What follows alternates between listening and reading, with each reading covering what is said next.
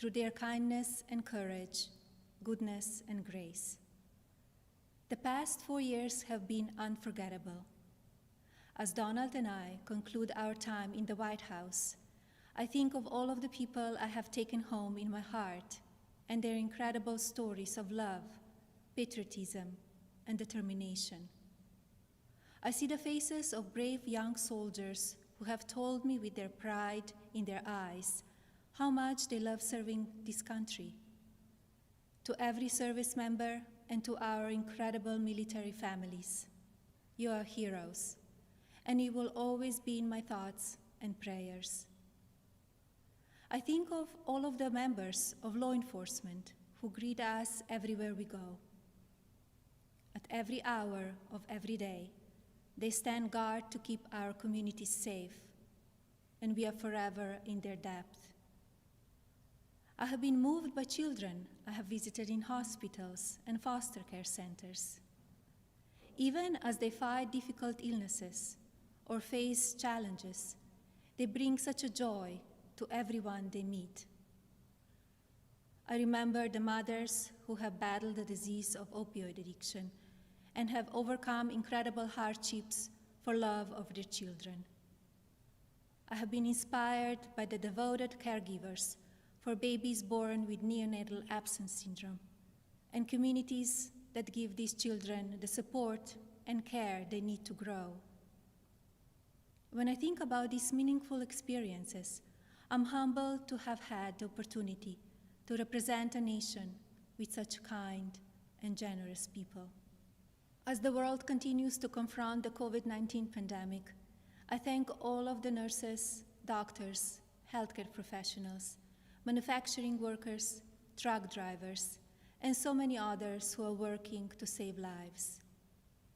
We grieve for the families who have lost a loved one due to the pandemic. Every life is precious, and I ask all Americans to use caution and common sense to protect the vulnerable, as millions of vaccines are now being delivered.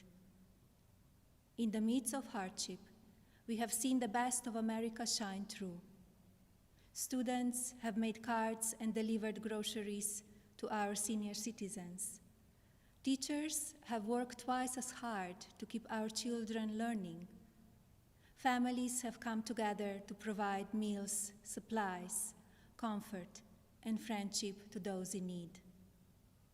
Be passionate in everything you do, but always remember that violence is never the answer and will never be justified.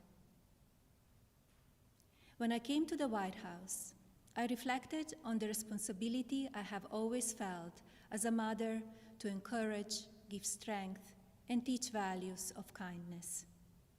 It is our duty as adults and parents to ensure that children have the best opportunities to lead fulfilling and healthy lives. The passion for helping children succeed has driven my policy initiatives as First Lady. I launched Be Best to ensure that we as Americans are doing all we can to take care of the next generation. Be Best has concentrated on 3 pillars: well-being, online safety, and opioid abuse. In a few short years, I have raised awareness of how to keep children safe online. We have made incredible progress on our nation's drug epidemic and how it impacts the lives of newborns and families. And we have given a voice to our most vulnerable children in their foster care system.